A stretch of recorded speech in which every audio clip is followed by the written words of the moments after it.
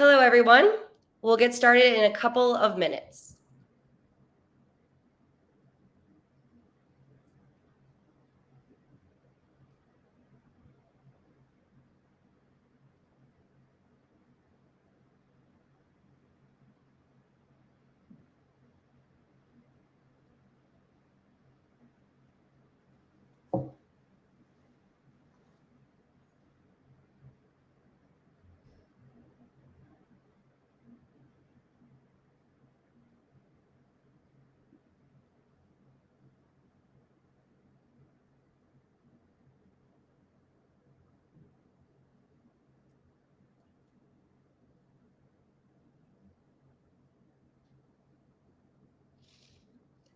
Hey, everybody.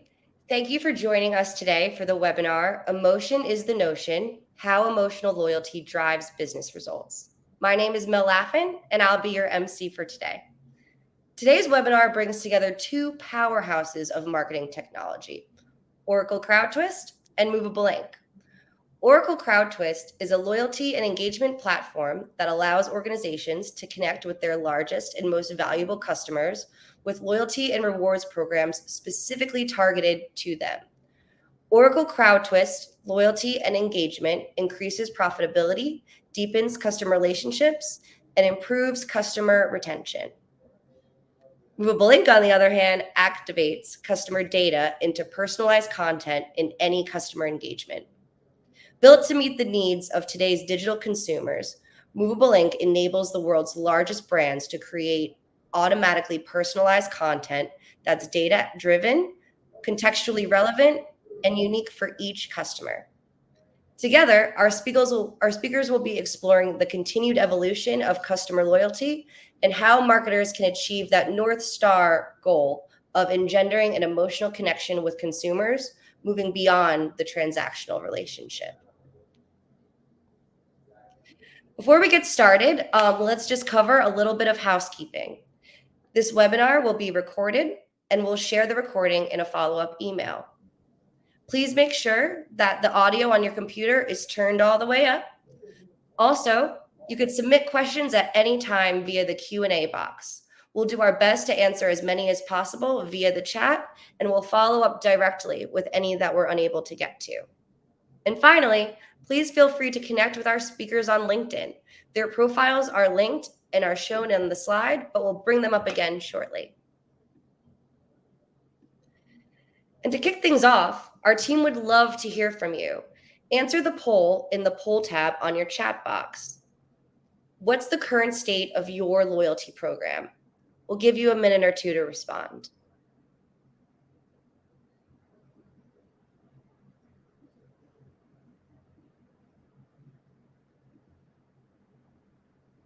Awesome. And on the agenda for today, we'll start with some quick introductions.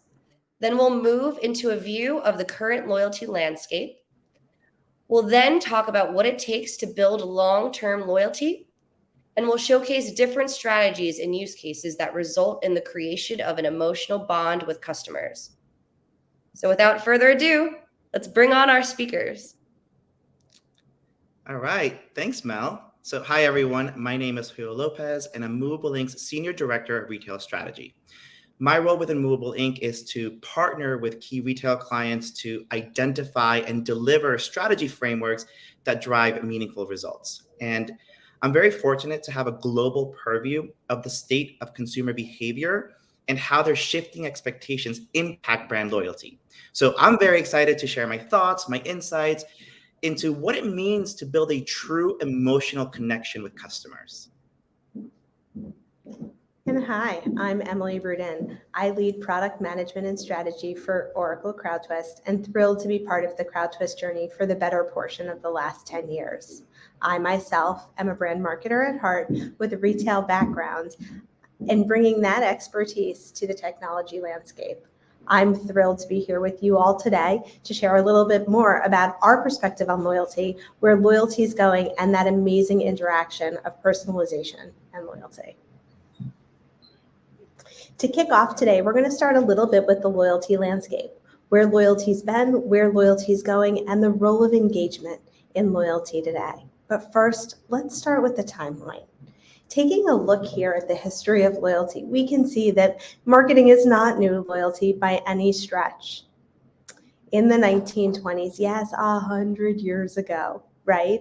Marketing and loyalty kicked off with our good friends at Betty Crocker, with the first look into what loyalty could be. Sure, it started with box tops, those images printed on the side of a package that you cut off and shared with your school or local church that they could then send in to redeem for rewards or credits to whatever they were purchasing in the future. We should not take for granted what Betty Crocker was doing for us in that moment. It was the foundation of community-based loyalty. It was the interaction. It was the I buy something, I get something, I share something. And in that last 100 years, there's been a lot of evolution, a lot of places that loyalty has gone. We've seen frequent flyer programs where travel and hospitality have really revolutionized what we thought loyalty was back in the 80s, creating an ecosystem where we became members in something and we're always looking to earn our right to the next member perk, advantage, even more room seat, to where loyalty is today, which is a highly engaging interaction between brands and consumers. It's about communities. It's about customers and who they are with their individual relationship with brands and how they intersect with the communities that brands establish. It's about personalized, relevant, emotional content wherever consumers and brands meet. And it's about building lifelong relationships that far exceed just the power of spend. As we look at it, loyalty is really about creating these predictable relationships between brands and consumers. Currencies of points, benefits, perks, whatever that relationship is based on, create a really engaging and predictable revenue stream for brands and exciting experiences for members. We believe that loyalty is about brand growth, and emotional loyalty is going to help brands take that to the next level. Emotion represents the greatest indicator of future growth. A quote recently released by Forrester, and CrowdTwist couldn't agree more. If you've followed the history of CrowdTwist, about 10 years ago, we launched in market as one of the first engagement-based loyalty solutions. Engagement's really important as you think about that intersection between brands and consumers. It's that opportunity for a brand to connect with a consumer, understand a little bit more about me, take that information, and then return it back to me in personalized, relevant, and contextual ways that build emotional density. We know, and as you will see from us as we move through this presentation today, the emotional relationship between brands and consumers really drive the relationship in the future. Dove is a perfect example, and one that I wanted to highlight here as we started to kick off this conversation. In 1955, Dove was about soap in a box. Yep, soap in a box. And if you think about it, not too exciting, not too interesting. Sure, essential, yes, no question about it. Really important, but not exciting, not personal, not emotional. And really, I would argue that if we interviewed a customer set in the 1960s, the difference between Dove and Ivory was probably not something that they knew. Maybe they would buy based on who was on sale. Maybe they liked the smell of one versus the other, but largely non-differentiated. It was soap in a box. This business was an important business, though. In 1990, there were about $200 million in sales. But then things changed. And as we think about talking about that emotional relationship between brands and consumers, nothing illustrates this pivot better than the 2004 campaign of Real Beauty. For those of you who followed this campaign over the years, it's about identifying predominantly with women where they are in their lives, teaching them to be embracing of themselves, accepting of differences, celebrating what makes each of us unique, and not feeling ashamed or embarrassed, really becoming personal and celebrating connecting emotionally with consumers. In 2021, Dove was a $4 billion annual revenue. That is the power of emotion. That is the distinction between taking what really is soap in a box, to being something that's important to customers. And as the mother of teenage daughters, we only buy Dove because that messaging is so important. That connection for consumers and brands, really, really meaningful. And that's what's going on here. That's what loyalty and connecting with brands is all about. Those deep, emotional, personalized connections that really resonate with us. It is a difficult marketplace. When you see stats like this, and they're impressive, right? 66% decline in customer retention, 93% increase in customer expectations. Man, it's hard to be a brand doing it right? You're losing customers pretty quickly, right? And customers are consistently expecting more from you. How do you do that? How do you deliver on that? Well, you do it by building those relationships. What those relationships allow you to do is collect information to deliver against those expectations. I know Julio when I see Julio because Julio has shared information with me about him. And Mel has preferences that she's told me about and I can respond to every time I see her interact with the brand. It also allows us to forgive each other every once in a while when we make a misstep, right? And that helps to change that number on the other side of the screen and allow customer retention to increase. So as we go through this presentation again, and this slide won't be a stranger to you because we'll continue to talk about it, the relevancy, the impact of personalization, emotional loyalty is so important as brands look to meet the needs of consumers.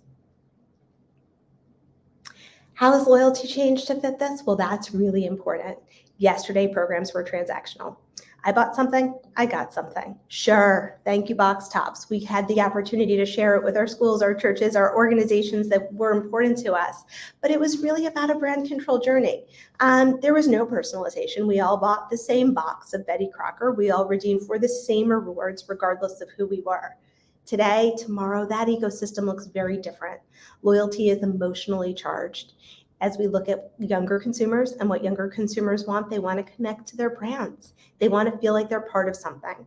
They want to have a journey that they own, that they can intersect with a brand at the points that they see and deem reasonable and be greeted and embraced for who they are as part of that brand ecosystem. Brands have to respond to that across every channel, every intersection, every moment.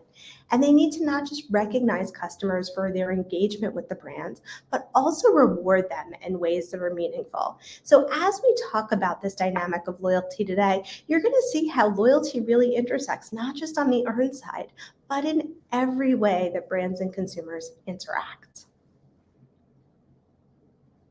There are a lot of variables, though, that we don't want to overlook that are also shaping loyalty and the need for loyalty for brands and consumers. One are privacy trends, right? As there become more and more restrictions on how brands can acquire data, leverage data, use data, that first-party opt-in data becomes really important. That alone is the need to create these open relationships between brands and consumers. Gamified experiences, proactive relationships, community development, all important themes that you'll hear us talk about today as we think about that intersection between brands, consumers, and building loyalty. All right. Thank you, Emily. That was great stuff. And, honestly, I couldn't agree more. Emotion really does represent the greatest indicator of future growth. And it falls on marketers to build that emotional connection. What I find, though, is that more often than not, many organizations are confusing transactional loyalty for emotional loyalty. And that's what prevents them from pulling the right levers that eventually do engender that emotional connection with the brand. So because of that, it's imperative that we understand the difference between the two, because only then can we really achieve that long-term emotional loyalty.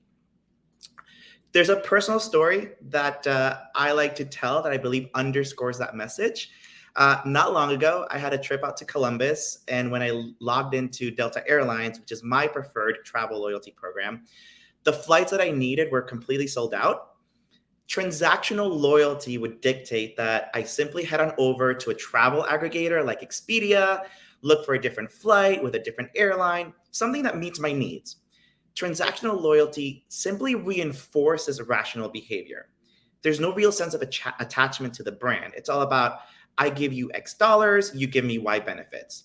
And those benefits are greatly overshadowed by that consumer's primary objective. And in my case, it was simply getting a flight from point A to point B. The default setting for humans is to be utilitarian, to be practical. And so to get consumers to go against their human nature requires brands to make it their goal to get consumers to act irrationally. And that's sort of what's at the core of emotional loyalty. It's irrational, it's unwavering, and more importantly, it's hard to achieve. So this is what brands should be thinking about when they think about making or creating brand evangelists. It isn't the individual that's passively forwarding that refer a friend link because they're going to get extra loyalty points. It's the person that feels that they're part of something bigger when they're engaging with the brand.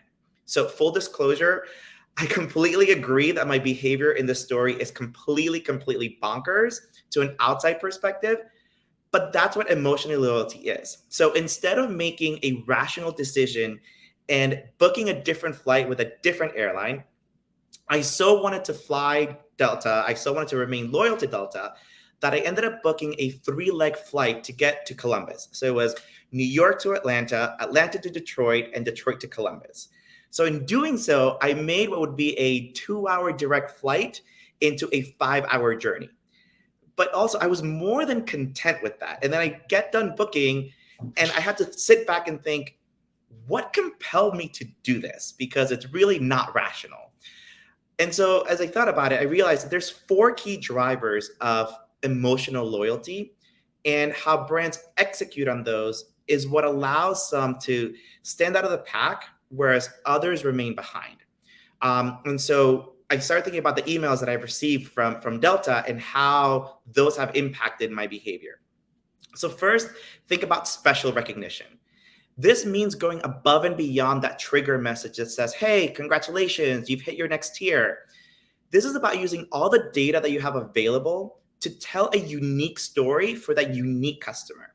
So notice here at the very top that Delta doesn't simply show me the total miles that I've flown, but they go above and beyond to craft that data into a story. I wasn't simply told how many miles I flew, I was told what that meant in relation to other frequent flyers. So the data was cut to look at all members within the same tier, but also cut to look at members by location, in my case, New York, showing the percentile of top traveler that I was in. The second is status and exclusivity. So unlike most loyalty programs, which look back at the consumer's engagement over the last 12 months, Delta's looking at a broader period of time to highlight my lifetime loyalty. And I think that's one big area for many of those year in review emails that we all receive.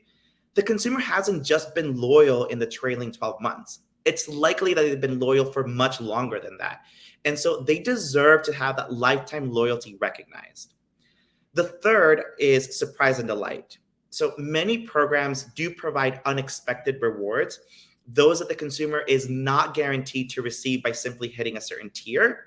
So by highlighting those surprise and delight activities or moments, in my case, the number of times that I was upgraded to Delta One, Delta has achieved 2 things. First, they're making me reminisce about those surprise and delight experiences, making me wish that I could have them again, which I can only experience if I fly with them. And then second, they continue to underscore the value they've given me due to my active participation in the program. So they're essentially giving themselves their due credit while still driving me to engage. And then finally, a very important one, emotional loyalty requires alignment with brand values.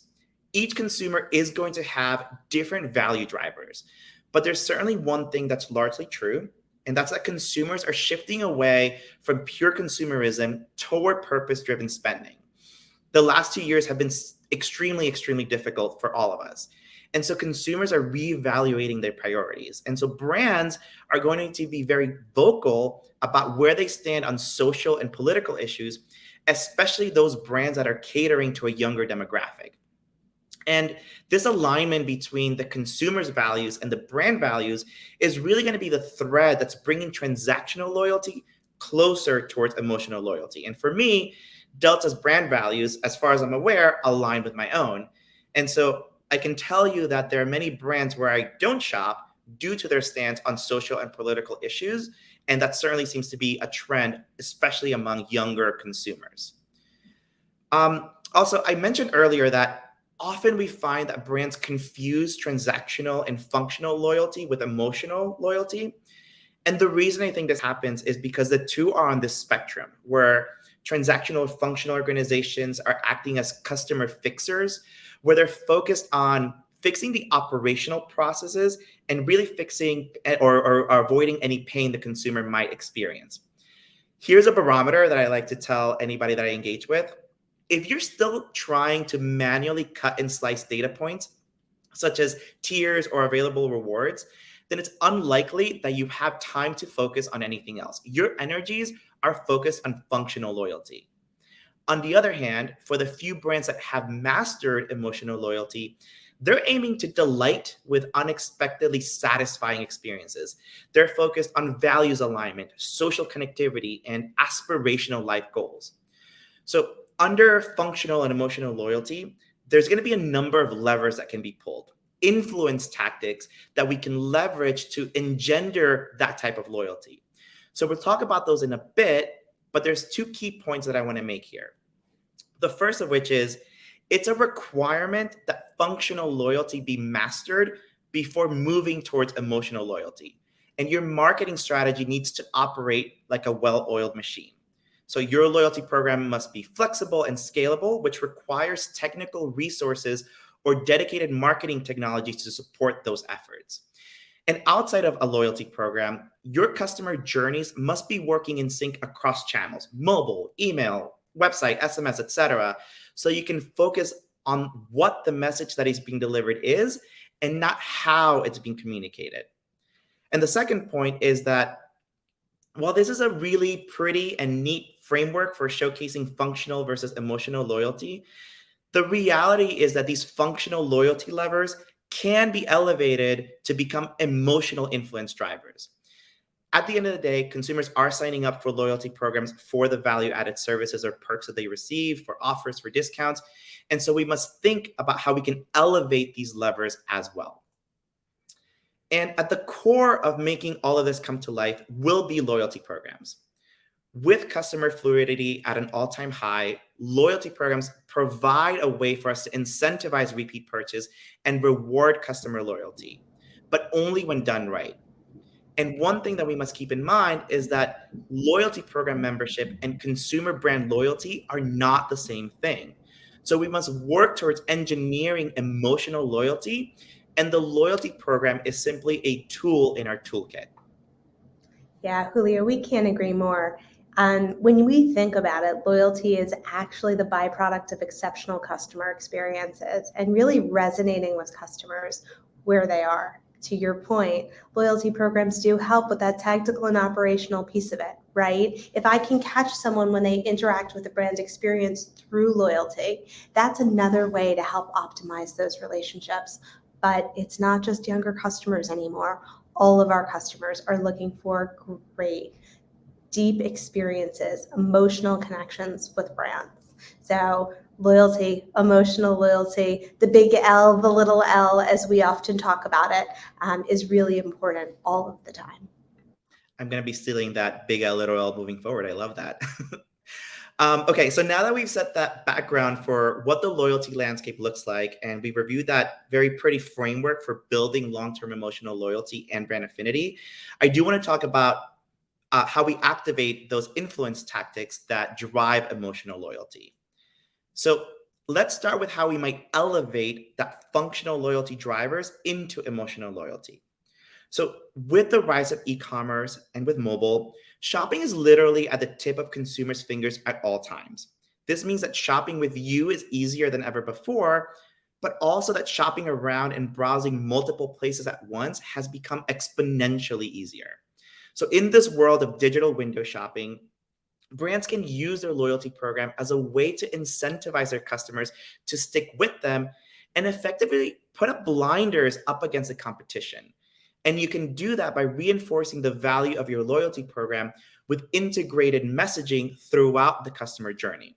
So imagine that you identified a window shopper who has since bounced as they're price comparing across different websites. Remind them of the existing incentives within your loyalty program to reduce the value proposition of the competition and push them over the edge with you. So if you look at this great example from Michael's, they're using personalized loyalty visualizations in the header of every email to illustrate how far the consumer is from a $5 voucher, or they'll note if the consumer already has one. And they tie it to a product that the consumer may have abandoned in their cart. So that way the consumer is incentivized to buy that item from Michael's, because clearly it pays to be a repeat customer instead of shopping with the competition. So there's value in the convenience that is provided to the customer, especially when about 60% of consumers say that convenience is a highly desired attribute of a loyalty program. So by tying progress to rewards or highlighting existing available rewards and tying them to the products in the cart, Michael's is elevating functional loyalty because they're making the shopping experience that much more easy and that much more enjoyable for the customer. As we look at this Canadian Tire example, there's something that's really important to think about. I recently became aware of a stat that 74% of members do not renew their Prime subscriptions from year to year. I mean, I don't know what you all are doing, but for those of us who don't see that, or through those of us who see so much value in the benefits of Prime, right? What Prime gives us. Personally, as a busy working mom who has a 13 and 11-year-old daughters, both of whom have very different personalities, but have this acute ability of reminding you they needed something for school, not the Friday before the long weekend, but Monday morning as you're dropping them off in front of the building. They go into the building and I run home to Amazon to make sure that that is there, whatever the item is in that moment, when they get home. For me, there's tremendous value and benefit that my daughters remind me of every day, but most brands don't have this, right? And they constantly have to prove value to consumers. Canadian Tire does a really great job of personalizing that content and allowing customers to see where they are with the journey, encouraging them to redeem rewards. Yeah, I would not have said it any differently. I love that example, and I'm not surprised that it won an award. And I think the example from Canadian Tire and Michael's do underscore how that the functional levers that we were discussing earlier can be elevator to get closer to the emotional side of the spectrum. And again, this is particularly important because transactional loyalty is not enough. Big L, little l, again, stealing that. So much so that 77% of loyalty programs with a solely transactional model are failing within the first 2 years, which I think is a staggering statistic. Yeah, and really interesting, Julio, as we see it, so many of these brands are looking to revamp their loyalty programs, even as we think about what's happening in travel and hospitality, those pioneers of loyalty, right? And you mentioned it earlier, the last 2 years have changed us all. We're different as people. We look for different things. We're not spending the time walking up and down the aisles of stores looking for the best deals anymore, right? We want to get in, we want to get out, we want to be with the brands who have been there. So as brands continue to think about this, a lot are adding engagement components to their programs to evolve from just spend, because consumers are not one-dimensional and their programs really are working to meet them where they are. This is a Foot Locker example, which is an account that's near and dear to all of our hearts.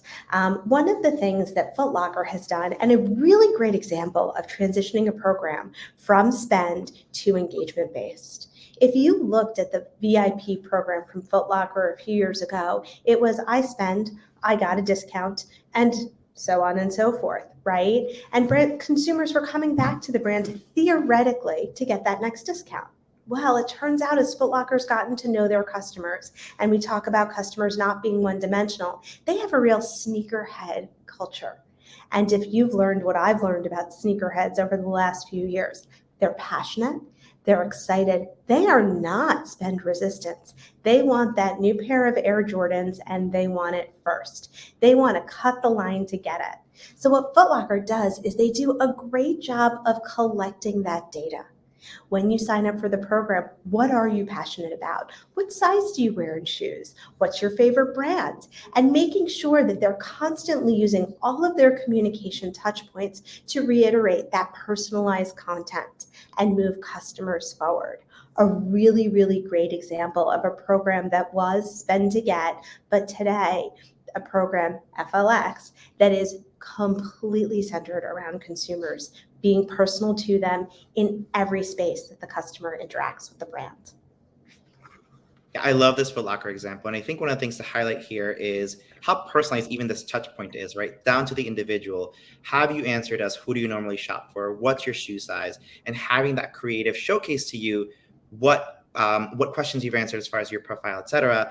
And I think that that's one thing that a lot of brands need to move towards is making sure that that communication that you're putting in the consumer's inbox that they have so kindly decided to engage with, is it truly personalized, pulling in all the information that is relevant to that consumer. And that sort of, example from Foot Locker where they're giving points for answering those questions is non-transactional, right? They are not giving you points because you made a purchase. They're giving you points because of the data that was collected. And I think one thing that we need to keep in mind is that emotional loyalty is more than about making the next buck up of a customer, which is what we do when we say, hey, if you purchase this, you're going to get X number of points. So speaking of non-transactional, there was this really great article that I read recently that said 67% of consumers have identified upgraded or exclusive services, things like expedited shipping or returns, as important to their satisfaction with the loyalty program. So these loyalty drivers are really aimed at making the experience that much more convenient, that much more valuable for that loyalty program, driving stickiness through that enhanced customer experience. And at the same time, since these are tiered benefits, they're also tied to exclusivity and to status, which is also important to emotional loyalty. I know that over the last few years, many of you have been hard at work standing up a range of convenience options. So for retailers, it's been things like curbside pickup or subscribe and save services. For travel and hospitality, it's been things like flexible cancellations and extending loyalty statuses. So make sure that you're taking full advantage of all that hard work by driving awareness and redemption of all of these value-added services. Here we have an example that's a bit anonymized from a retailer that not only surfaces the current loyalty status and the benefits that are available to that customer within that tier, but it also highlights all the benefits that the consumer has already taken advantage of via this dynamic benefit redemption progress bar at the bottom of the email to drive further benefit redemption through gamification. So you've taken advantage of 1 out of 4 benefits.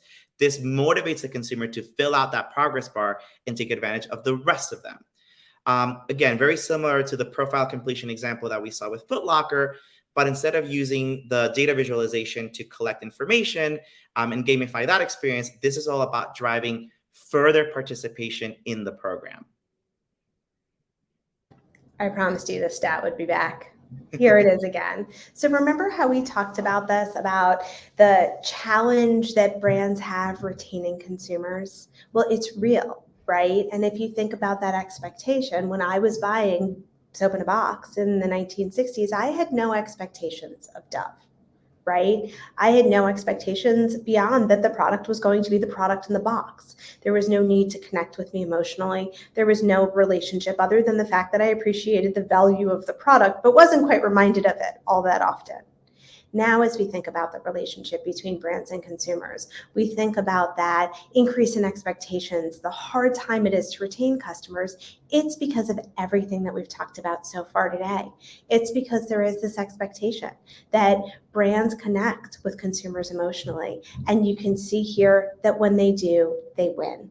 So really making sure that brands are being thoughtful, authentic, and really connecting with consumers is so important. Let's talk a little bit about the shifting inventory landscape. This has become an interesting concept as we thought about loyalty over the last 2 years, right? When, we've all heard stories from our parents about the difficult days that were before us, right? When they walked to school uphill both ways before buses or whatever their stories were. But, not having access to products when they needed it. long gas lines, whatever the case of our historical past. Well, we're kind of in a moment like that now. The supply chain has been disrupted. Inventory has become something that's sensitive for consumers. If you think about a loyalty program, I'll call it 3 years ago, they were often designed to move through inventory, to support promotions, right? Giving members the chance to stock up and save. Well, brands haven't been in that position recently, right? And we have one client particularly who really has had to move away from all promotions of all kinds because they just don't have the inventory to do it. And as you think about the relationship between a brand and a consumer as it relates to inventory, that's a disappointing moment for a consumer. So what we've seen a lot of companies do is really shift to use it to be an educational moment, a moment where brands can say, we have this, we got you, or we're running low on something, to really help consumers understand that while this isn't ideal for anyone right now, we're going to keep you informed and make it transparent. Really make sure that I have that relationship, that when that product that's important to me or I've had my eye on is going to run out of inventory, I have that chance to be able to capture it and get it when I need it. It's been a huge shift in philosophy, and one that brands are really, really reacting to. And then what we run is a call out to be really important, because as you think about building that emotional connection between brands and consumers, it comes down to value. The brand gives me value, right? And it encourages or fosters a behavior that I value. And really understanding what an inventory position is on that item that's in my cart that I haven't yet pulled the trigger on for Father's Day saves me before I'm in trouble looking for a gift for dad. Yeah, I agree. I think this is going to be the topic that's going to be top of mind for the next 6 to 10 months, which is a fairly optimistic timeline. The economic factors and how they're going to influence customer loyalty. I'm so surprised, right? We're experiencing some of the highest inflation rates since the 80s. There was a Salesforce survey that showed that the majority of consumers are ranking inflation as their number one concern heading into the holiday season. It was the same case in 2021 with rising prices, and that's resulting in price sensitivity that is going to continue in 2022 and into 2023. And I think we all know what this means, which is that consumers are going to be that much more attuned to promotional activity, more likely to change brands, more likely to change retailers, all in service of finding competitive pricing. One thing that we always want to underscore here is we're never going to recommend that you just go out there with reactive promotions without a strategy. Promotions that you're not targeting are going to just add fuel to the fire and result in a race to the bottom, eroding possibly already thin margins. So instead, we're looking to say, hey, this shifting economic landscape is actually an opportunity for your loyalty program. We have 85% of consumers who are citing monetary incentives like exclusive promotions as a key attribute of loyalty program membership. So you can use promotions as a carrot, as a monetary incentive to make the consumer stickier in your ecosystem, either by joining the loyalty program or, more importantly, by migrating to the next loyalty tier. Which is why I love this example from Hibbett, where a lot of those items are highlighted. They're showcasing points to the next tier, associated benefits with the next tier. But my favorite part of this email is the dynamic product recommendations at the bottom, where in the little circles, they're overlaying the points to be earned on those SKUs that are dynamically populating for that individual. And they're showcasing, in essence, how much closer the consumer will be to that VIP status should they convert on that SKU. Earlier, we mentioned that we don't want to have the consumer be the one that's doing the mental math of the benefits of joining the loyalty program or the benefits of the value of active participation. So this is a great example of how all the necessary data is brought to the forefront for the customer. It's another way for us to delight the customer, again, using data to personalize the experience. And then as we begin to wrap up here, certainly would be remiss if we didn't highlight mobile's place in your overall loyalty strategy. With Americans spending almost 5 hours, that's 1/3 of the time they're awake on their mobile device daily, it's an expectation that marketers are fully integrated, if not prioritizing mobile in their loyalty program offering, as well as their lifecycle communications. But that said, there are two challenges that we see frequently that we all should be aware of. The first is a structural challenge where email and mobile have two separate owners and possibly two separate teams, which results in disjointed communications. So we have to remember consumers do not shop brand X in email, brand X in mobile. They simply shop brand X. And so your communications need to be unified across channels. The second is a data challenge. Although leading organizations are investing in technologies like customer data platforms to create that single view of the customer, many of them are still struggling to organize their data, which again results in disjointed communications.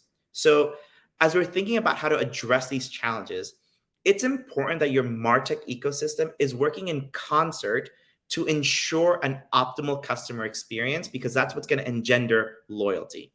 And so this is addressing customer loyalty on two fronts, right? From a functional perspective, it is a much better experience because the communications are unified across channel. And from the emotional perspective, think about how attached each of us is to our mobile devices. So to get a consumer to grant us real estate and attention in such a personal space really shows how connected they are with us as a brand. And so we must make it worth their while because they're giving us access to such a personal piece of real estate. Yeah, the mobile evolution is really important as you think about access and proximity, right? It's that connection to the brand always in my pocket and always with me. So a really, really great opportunity that we are seeing all of our brands explore as they think about every touch point that they have with their consumers. So what's coming next? We see where we've been. We've seen how this is evolving. We see what some leading brands are doing today. How are we thinking about loyalty in the future? Well, as brands move from transactional to emotional loyalty, the first place that we're seeing a lot of activity is in gamification, particularly around badging. Right? For brands who are entering into this or maybe haven't viewed status the way that the airlines have, where they've retrained our behaviors and allowed us to take almost a worldwide tour to go from New York to Columbus. I think you may have flown into some Canadian airspace on that somewhere. Really, it's about connecting and encouraging in a gamified way. Right? And if we do it with badging or leaderboards to get started, making me seem important in this ecosystem starts to build that relationship. It makes me feel important. It makes me feel connected to a brand, and it allows a brand to start finding easy ways to recognize me.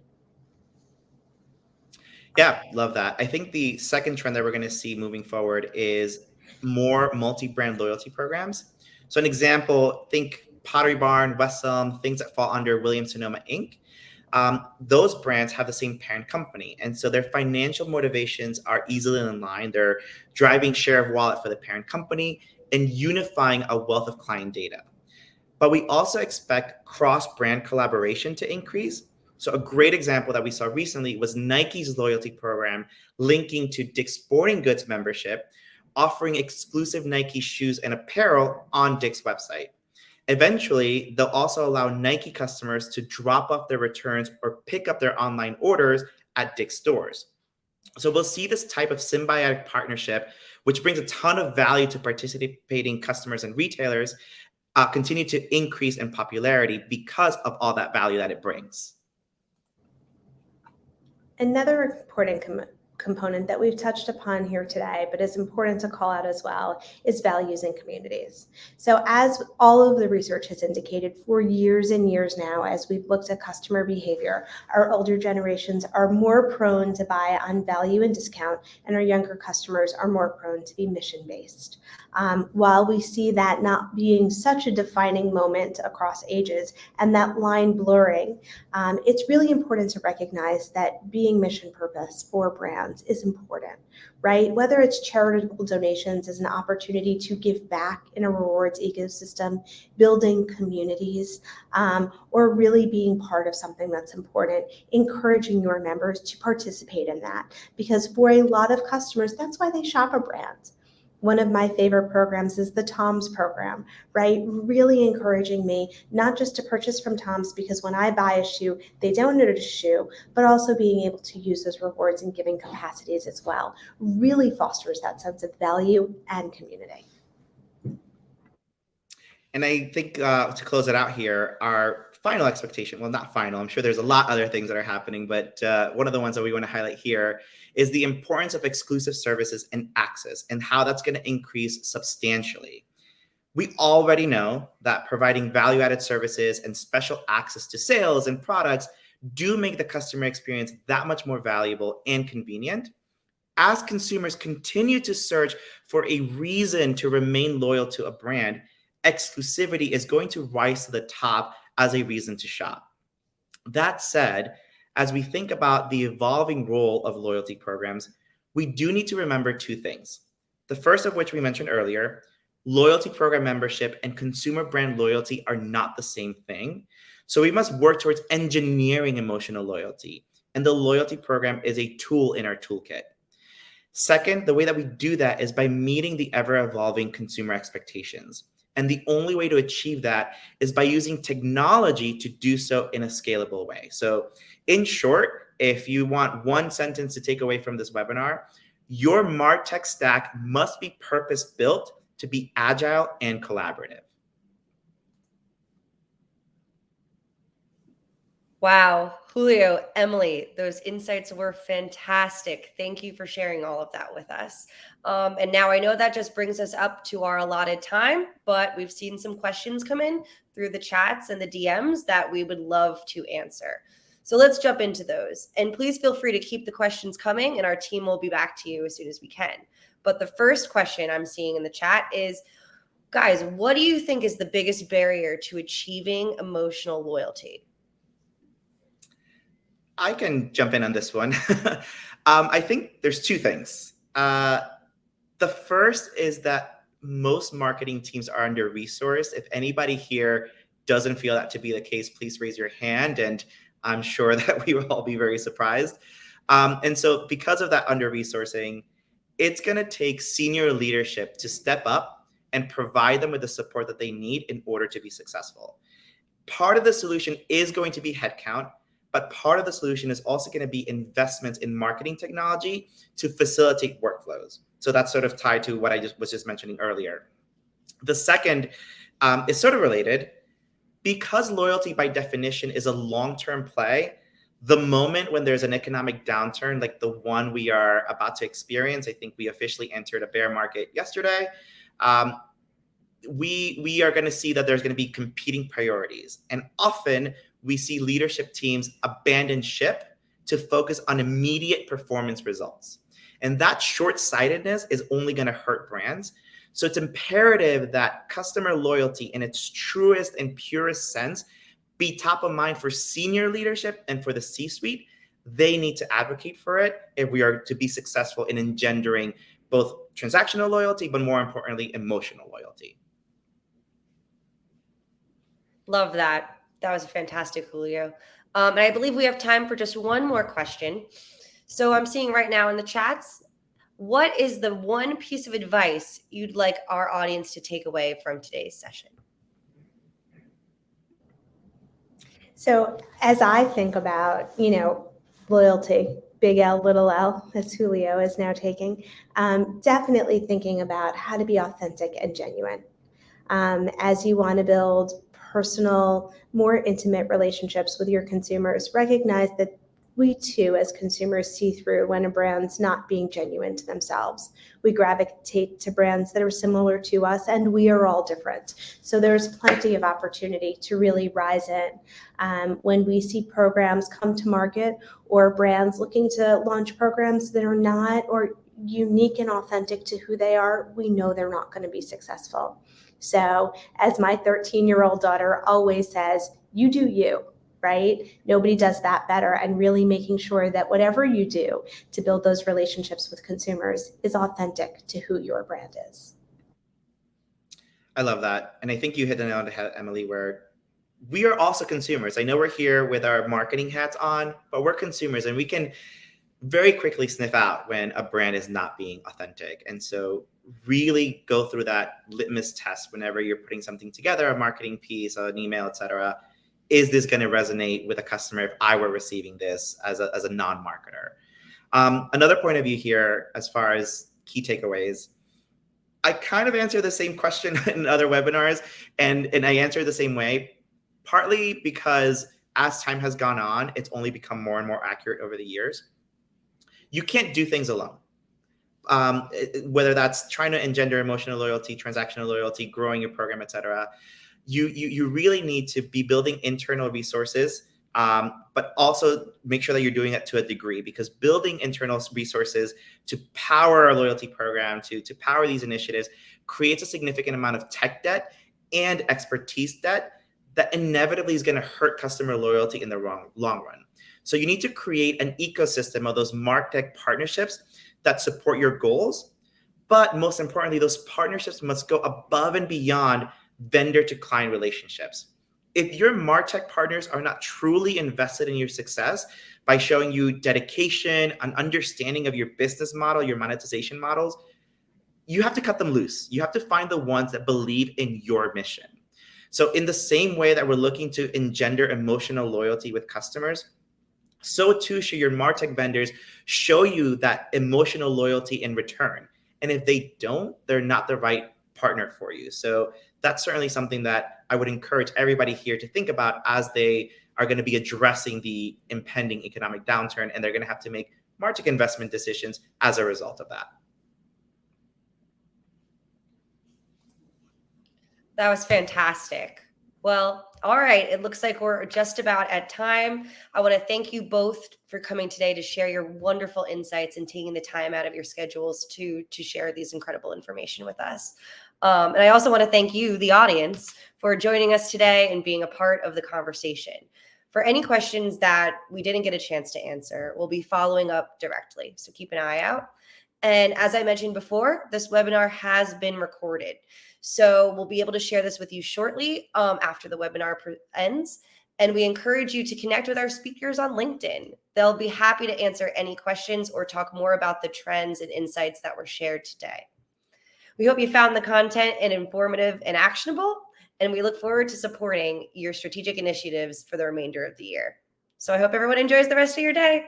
Thanks, everyone.